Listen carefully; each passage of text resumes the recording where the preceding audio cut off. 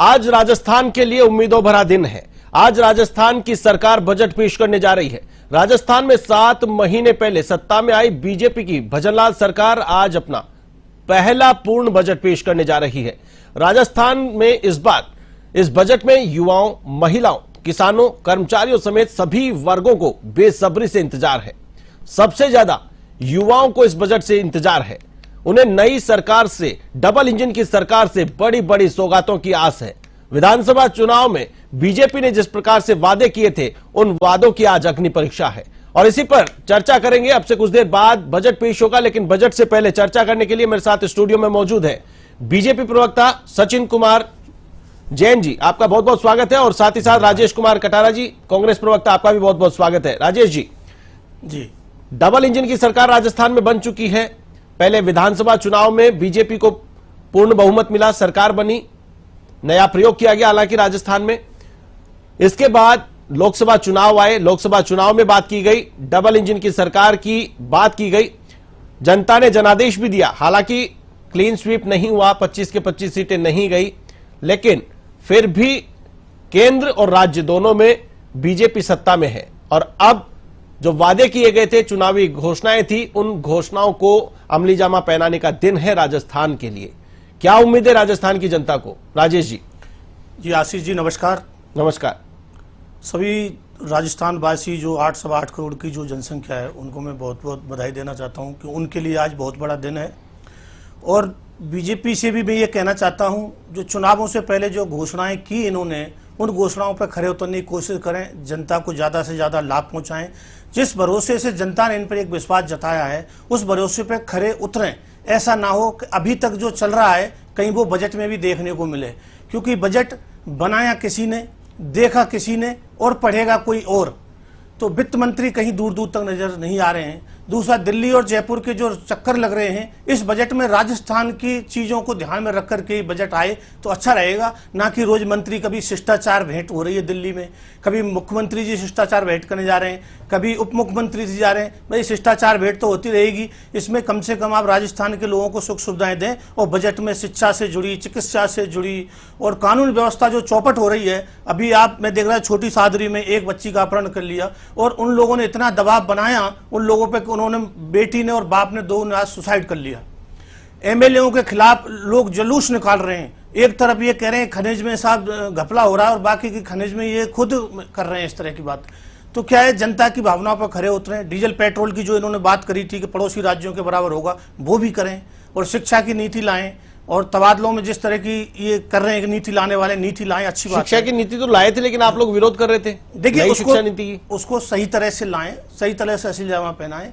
ये नहीं कि एक तरफा सुनकर कोई बात की जाए। दूसरा, छूट कुछ जीएसटी में भी कुछ थोड़ा छूट कराएं ऊपर से, क्योंकि गरीब का जो जा रहा है, जो आटा, दाल, नमक, मिर्च, मसाला, जो हर चीज गरीब से ही लूटा जा रहा है, उस पर भी थोड़ा सा छूट दें। जनता को डायरेक्ट ऐसा लाभ पहुंचाएं। जनता को ऐसा ना दें कि कागजों को वही खातों में 0.0 पे ही अटका रह जाए, कल को वो जीडीपी वाली बात आ जाए। ये ऐसा ना करें। जनता को डायरेक्ट फायदा हो, चाहे बिजली हो, चिकित्सा हो या कृषि कानून हो, इस तरह की बातों पर वो ध्यान करें। कृषि कानून लेके आए तो उनका तो विरोध किया कांग्रेस, लगातार मुखर रही। देखिए, आशीष जी, कृषि कानून क्या था? कृषि कानून किसानों के साथ होना चाहिए, किसानों से पूछ के करना चाहिए। कोई भी कानून आप जनता के लिए लाते हैं और जनता से नहीं पूछते हैं। जनता से पूछिए। किसान का कानून किसान से ही नहीं पूछ रहे हो आप, किसान उसका विरोध कर रहे हैं, आप उसको क्यों लाना चाहते हो? नहीं लाना चाहिए। अभी एक ड्राइवरों पर भी कानून लाए थे, ड्राइवरों से पूछा नहीं और सब पूरे देश में आया हुई, और उसके बाद में पता नहीं उस कानून का क्या हुआ। वो चुप ठंडे बस्ते में शायद अभी है, अभी उस पर कुछ हुआ नहीं। तो पूछिए किसानों से, किसान चाहते क्या है, वही कानून लाइए। आप अपनी मर्जी से क्यों थोपना चाहते हैं? ठीक है सचिन जी, जनता की उम्मीदें बढ़ गई है, डबल इंजन की सरकार है और जिस प्रकार से वादे किए गए थे, शिक्षा, चिकित्सा, डबल इंजन की सरकार प्रदेश के युवाओं को रोजगार देगी, बेरोजगारी खत्म कर देगी, रोजगार के अवसर पैदा करेगी, साथ ही साथ शिक्षा को बढ़ावा दिया जाएगा। लेकिन लगातार विपक्ष ने घेरा है, अंग्रेजी माध्यम स्कूलें हों या फिर इंफ्रास्ट्रक्चर की बातचीत की जाए, ये तमाम बातें जो विरोधाभास देखा जाता है। सत्ता परिवर्तन हुई, चिकित्सा की बात करें, चिरंजीवी स्वास्थ्य बीमा योजना का नाम बदल दिया गया, लेकिन 25 लाख की लिमिट 5 लाख कर दी गई। तो क्या ये सारी चीजें बजट में आज उन सब चीजों का जवाब मिल पाएगा? धन्यवाद आशीष जी। सबसे पहले मैं A1 टीवी का धन्यवाद कहूँगा कि वो उन्होंने हमें इस बात को रखने का पटल दिया। आपने जैसा बोला है कि ये जो बजट होगा वह हर एक वर्ग के लिए बजट होगा, हर एक वर्ग की आशाओं को पूरा करने वाला बजट होगा, और साथ ही साथ जैसा शिक्षा, चिकित्सा, स्वास्थ्य और जरूरी आधारभूत सुविधाओं को लेकर जो भी घोषणाएं होनी हैं इसमें वो एक बहुत ही पॉजिटिव तरीके से रखी जाएगी, भविष्य को देखते हुए रखी जाएगी। बजट जो होता है वो आय और व्यय का लेखा जोखा होता है। इसमें कहाँ से आय आनी है और किस चीज़ों पे ये खर्चा होना है उसको लेकर चर्चा होती है। तो मैं आय के संबंध में आपको कहना चाहूँगा, क्योंकि बाकी सारे पॉलिटिकल मुद्दे आपके हमेशा चलते होंगे, पर बजट को लेकर जो स्पेसिफिक है कि आय कहाँ से आएगी, जो हमें लगता है वो इस बार आय आ रही है हमारा पर्यटन, जिसको लेकर माननीय मोदी जी भी अपनी, अगर आप लास्ट 100 स्पीच सुनेंगे तो उनमें से 75 में उन्होंने पर्यटन को बढ़ावा देने की बात की है। हमारी पुरानी, जब वो लास्ट टाइम यहाँ विजिट करके गए थे तब भी उन्होंने पर्यटन को बढ़ावा देने का विषय रखा था, और आज हमारे पास में राष्ट्रीय स्तर पर पर्यटन मंत्री भी हैं, तो हमें पर्यटन को लेकर काफ़ी अच्छी घोषणाएं इस बजट से हमें उम्मीद है। दूसरा, हमारा खनिज के लिए बात करेंगे तो पिछले तिमाही के अंदर जो अभी रिजल्ट आए हैं, हमने 13% ग्रोथ खनिजों से उत्पादन से हमें मिली है। माइंस विभाग ने 13% ग्रोथ रेट दिखाई है। तो एक अच्छा, जो इन्होंने बोला कि खनिज माइंस के अंदर कुछ घपले हो रहे हैं तो उसको रोकथाम की गई है। आप अवैध खनन की बात करेंगे तो कुल 564 FIR और 264 व्यक्तियों को गिरफ्तार किया गया है, जो कि पिछले 6 महीने के अंदर कार्यकाल में ही किया गया है। तो उसको रोकने के लिए बहुत कारगर कदम उठाए जा रहे हैं।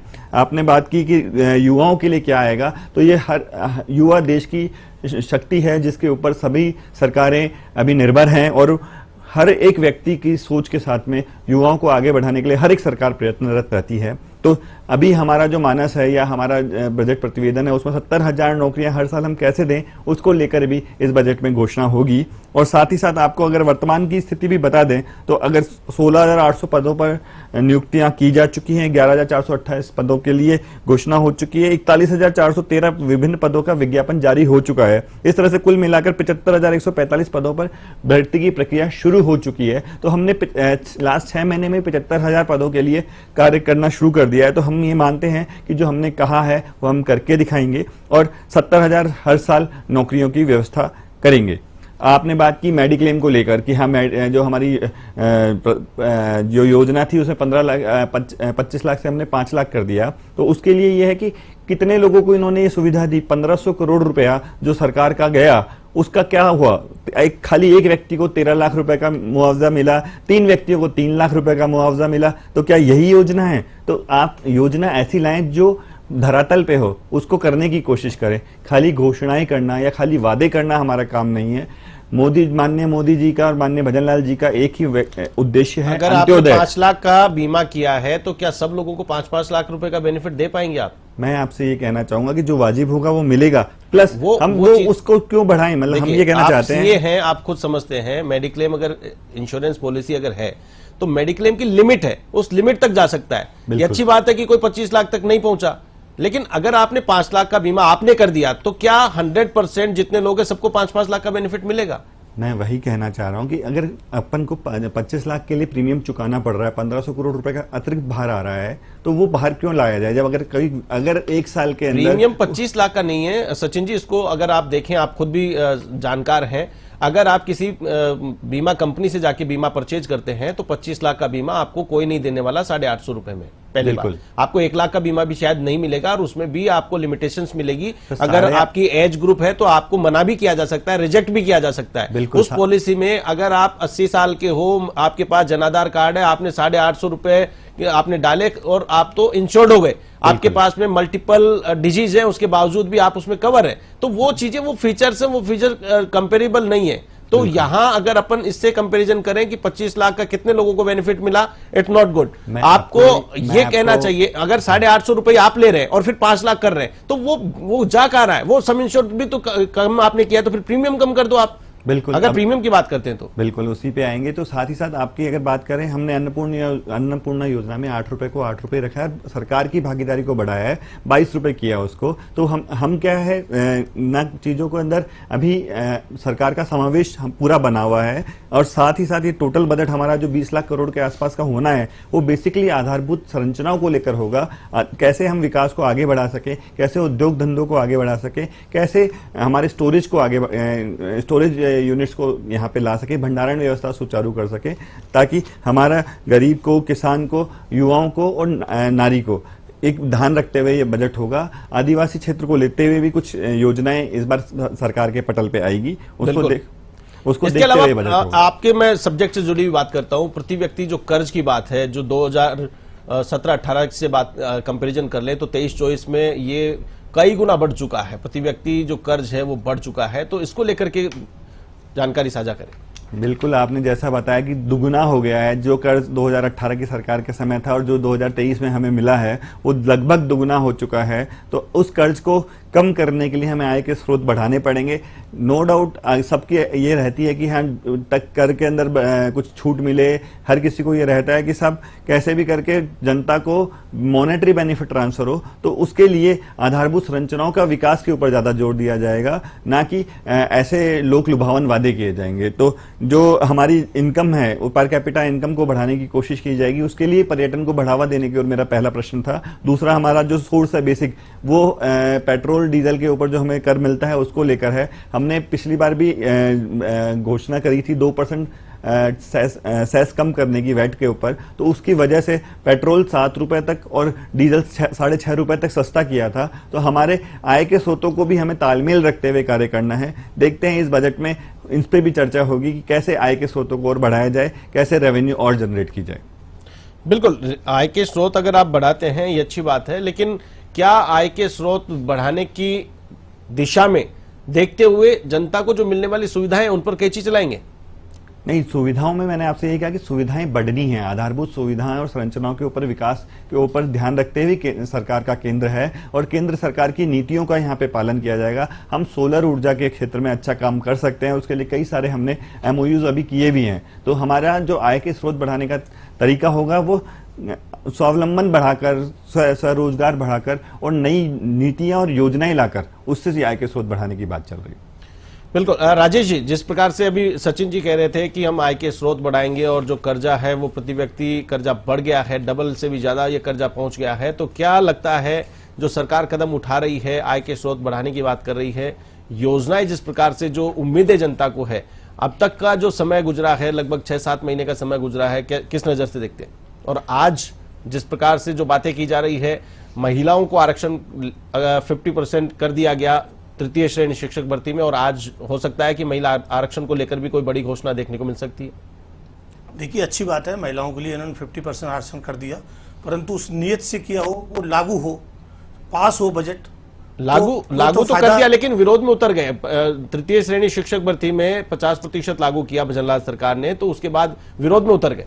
देखिए, एक तृतीय श्रेणी शिक्षक ही में नहीं, जब करना है तो सब जगह से करिए, सारी चीजों का व्यू लीजिए कि किस तरह से सही है कि गलत है।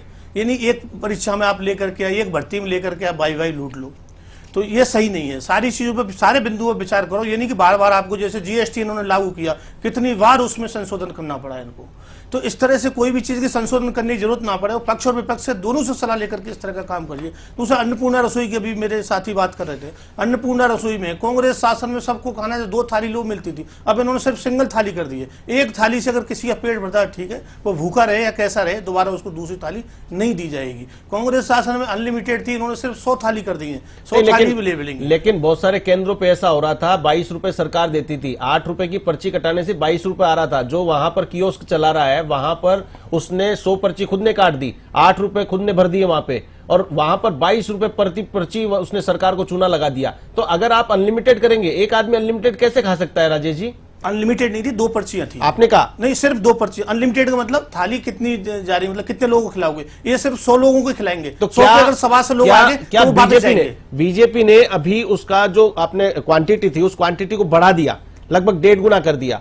तो अब दो की जरूरत नहीं रहेगी, ऐसा समझ में आता है। और एक अगर मिलती है थाली, अगर एक टाइम पे कोई व्यक्ति खा रहा है, 2 वक्त का, मॉर्निंग और इवनिंग दोनों में तो ले ही सकता है। ऐसा तो है नहीं कि वो मॉर्निंग में डबल खाएगा और इवनिंग में भी डबल खाएगा। नहीं, ऐसा नहीं है, पर इन्होंने तो बस एक आदमी एक पर्ची ही लेगा। एक मॉर्निंग में लेगा ना, एक मॉर्निंग में लेगा। लंच का एक ही ले सकता है, डिनर का एक ले सकता है ना। देखिए, ये कोई क्राइटेरिया नहीं होता इस तरह का। इसकी मॉनिटरिंग की जरूरत है। अफसर किस लिए बैठे? मॉनिटरिंग करिए, गलत हो रहा है तो ब्लैक लिस्ट करिए, उसमें क्या परेशानी है बताइए आप। अफसर तो इसलिए बैठे, नीचे तो ऊपर आप एक सिस्टम है, कोई गलत काट रहा है पर्ची। ठीक है, आप तो वो कह रहे हैं कि मकान का ताला खुला छोड़ करके जाइए और फिर पकड़ लीजिए उसको। तो अगर चोरी के लिए आप प्रोत्साहित कर रहे हैं, दरवाजा खुला छोड़ रहे हैं और फिर कह रहे हैं कि आप वहां पर चौकीदार बैठाइए, तो ये कौन सी बात है? अगर एक व्यक्ति के लिए एक टोकन जारी किया जा रहा है, 22 रुपए सरकार के जा रहे हैं, एक प्रति पर्ची आप कैलकुलेट करके देखिए। 200 विधानसभा क्षेत्र हैं और 200 विधानसभा क्षेत्रों में कितने कियोस्क हैं, और उनका अगर आप बजट उठा करके देखें तो लोगों ने धंधा बना लिया इसको। यहां सरकारी योजनाएं हैं, सरकारी पैसे का अगर जरूरतमंदों तक सही तरीके से डिस्ट्रीब्यूशन होता है तो इस देश में कोई भूखा नहीं रह सकता। लेकिन मुनाफाखोर और भ्रष्टाचार करने वाले लोग, जिनकी नजरें रहती है योजना में क्या लूप होल है, और उस लूप होल का वो दुरुपयोग करते हैं, अधिकारियों से सांठगांठ करते हैं। ऐसे में ये जो भी प्रावधान किए, मैं समझता हूं अगर 2 पर्ची की जगह 1 पर्ची की है, मैं सहमत हूं इस बात से। कोई भी व्यक्ति भूखा है और उसे अगर उस मात्रा का भोजन उसके पेट में चला जाता है तो वो भूखा नहीं है। 2 पर्ची देने से कोई उसका बहुत ज्यादा नहीं हो सकता कि आप 2 पर्ची दे दोगे तो वो उसका पेट भर जाएगा, या आप श्योरिटी नहीं कर सकते हो। सचिन जी क्या कहेंगे? बिल्कुल, आपकी बात से बिल्कुल सहमत हूं आशीष जी। कि अगर किसी का कोई भूखा है और उसको एक थाली से पेट भर सकता है तो उसको 2 पर्ची की आवश्यकता ही क्यों है? और अगर वो उसको आवश्यकता भी है तो 1 पर्ची से वो इतना समाधान तो प्राप्त कर सकता है कि वो किसी दूसरे साथी की हेल्प कर सके, फिर सुबह का भोजन और शाम का भोजन दोनों जगह जाकर वो पूर्ण रूपेण अपनी भूख को शांत कर सकता है। और हमें हर एक व्यक्ति तक संसाधन पहुंचाने हैं, और कहीं अगर लूप होल है तो उसको रोकना वो हमारी ही जिम्मेदारी है, सरकार की ही जिम्मेदारी है। तो इसलिए जो लूप होल्स कांग्रेस शासन में रहे थे उसको दूर करा है तो एक अच्छे स्वागत योग्य कदम होना चाहिए। और इसके लिए तो मैं कटारी जी को भी कहूंगा कि वो इसके लिए तो हमारी पीठ थपथपानी चाहिए उनको कि हमने कोई लूपहोल पकड़ा और उसको हमने निवारण किया, ताकि हर एक व्यक्ति तक और जरूरतमंद तक वो चीज पहुंचे। बिल्कुल, राजस्थान के लिए आज का दिन ऐतिहासिक दिन है और राजस्थान की जनता को बड़ी उम्मीदें हैं डबल इंजन की सरकार से। चंद मिनटों का समय शेष है। वित्त मंत्री दिया कुमारी अब से कुछ देर बाद राजस्थान विधानसभा में बजट पेश करने वाली है। तो वहीं बजट को लेकर चर्चा करने के लिए मेरे साथ स्टूडियो में लगातार मेहमान बने हुए हैं सीए सचिन कुमार जैन जी, फिर से आपका बहुत बहुत स्वागत है। राजेश कटारा जी, राजेश जी, चंद मिनटों का समय शेष है और राजस्थान की जनता के लिए अब डबल इंजन की सरकार अपना पिटारा खोलने वाली है। इस पिटारा खोलने से जो उम्मीदें हैं, क्या लगता है कांग्रेस पार्टी का दबाव, मजबूत विपक्ष का असर इस बजट पर देखने को मिलेगा? बिल्कुल देखने को मिलेगा। जो जनता से इन्होंने वादे किए हैं वो इनको पूरा करने पड़ेंगे। अगर वादे पूरे नहीं किए तो आप देखो लोकसभा चुनाव में जो हुआ था वो असर होने वाला है। आने वाले अभी 5 उपचुनाव भी आने वाले हैं राजस्थान में, आप उसमें इसकी सूरत देखोगे, इस बजट की सूरत उसमें देखने को। तो क्या उपचुनाव जीतने की तैयारी बजट में दिख सकती है? देखो, काम करेंगे, काम के लिए ही सब कुछ है। जनता काम के नाम पे ही वोट देती है, भाषणों के नाम पे वोट बिल्कुल नहीं देगी। आपने ये देख लिया कितनी मोदी जी की सभा हुई, कितने मोदी जी के दौरे हुए, परंतु जनता ने सिर्फ भाषणों पर ध्यान ना देकर के काम पे ध्यान दिया और उसी आधार पर जनता ने वोट दिया। अगर ये बजट सही करेंगे तो जनता फिर कुछ भी देखेगी। अगर इन्होंने भाषा ही बदली या जब भाषण ही दिए तो आप देखना उसमें भी इनको सफलता हासिल नहीं मिलेगी। सचिन जी, जिस प्रकार से लोकसभा चुनाव हुए, 25 की 25 सीटों का दावा किया जा रहा था, 11 सीटें गंवा दी, अब 5 विधानसभा सीटों पर उपचुनाव है। इस बजट में जो जनता की उम्मीदें हैं उन पर खरा उतरना बीजेपी के लिए बेहद जरूरी है। डबल इंजन की सरकार ने जिस प्रकार से भरोसा दिया जनता को, टोल टैक्स की बात करें, स्टेट हाईवे टोल टैक्स को फ्री किया गया था, तो क्या बजट में टोल टैक्स फ्री की घोषणा मिल सकती है? इस प्रकार से जो बीजेपी की सोच है, पानी की समस्या को लेकर, ईआरसीपी को लेकर, रामगढ़ बांध को लेकर, ये सारी चीजें क्या बजट में समावेशित हो सकती है? बिल्कुल आशीष जी, ये सभी चीजों का समावेश बजट में होगा। मैं गोस्वामी तुलसीदास जी की 2 पंक्तियां यहाँ कहना चाहूंगा कि मणि माणिक महंगे किए, सहजे तृणजल नाच, तुलसी सोई जानिए, राम गरीब नवाज। तो उस समय में भी हमारे गरीबों के लिए पशुओं के चारे की व्यवस्था और पानी की व्यवस्था और अन्न की व्यवस्था के ऊपर ध्यान दिया जाता था। और आज के राम राज्य सरकार में भी, हमारी डबल इंजन की सरकार में भी, उसके लिए भी ये लाइन है कि करो सुशासन की तैयारी, डबल इंजन की सरकार हमारी। तो हम गरीबों के लिए बिल्कुल कार्य करेंगे, युवाओं के लिए कार्य करेंगे, नारी के लिए कार्य करेंगे, अन्नदाता के लिए कार्य करेंगे, गरीब तबके के लिए कार्य करेंगे और हर एक वर्ग को छूने की इस बजट में कोशिश की जाएगी। जैसा इन्होंने कहा, हम अपने वादे पूरे करते हैं और हम पूरा करके दिखाएंगे। हम केवल घोषणा ही नहीं करते, हर चीज को धरातल पे लेके आते हैं। हमारी माननीय प्रधानमंत्री जी का जो दिशा निर्देश है उसको पालन करते हुए हमारे राज्य की सरकार इस बजट को सर्वसमावेशी, सर्वव्यापी और धरातल का बजट लेकर आएगी।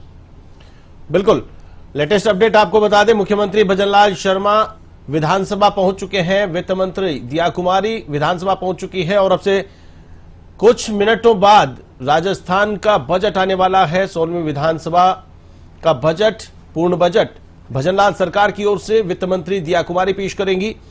वो उम्मीदें जो जनता को है, देखना दिलचस्प होगा कि इस बजट में क्या बीजेपी की सरकार उन सब उम्मीदों पर खरा उतरती है, क्या हर वर्ग को इस बजट में जगह मिलती है, क्या किसानों की उम्मीदों पर खरा उतरती है, क्या महिलाओं के आरक्षण को लेकर इस बजट में विशेष बात की जाती है, युवाओं को लेकर के, उद्योग को लेकर के, रोजगार को लेकर के बहुत उम्मीदें राजस्थान की जनता को। लेकिन देखना होगा कि अब की बार फिर से मोदी सरकार केंद्र में बनी है और नई सरकार भजनलाल सरकार प्रदेश में बनी है। जिस प्रकार से पिछली सरकार ने योजनाएं चलाई थी, चाहे वो शिक्षा के क्षेत्र में हो, चिकित्सा के क्षेत्र में हो, या फिर रोजगार की बात करें, युवा की बात करें, खेल की बात करें, इन तमाम क्षेत्रों में जो काम पिछली सरकार ने किए थे, क्या उससे एक कदम आगे बढ़कर भजनलाल सरकार कर पाएगी? क्या यह सरकार जनता की उम्मीदों पर खरा उतर पाएगी? अब से कुछ मिनट बाद इसका पिटारा खुलने वाला है, जब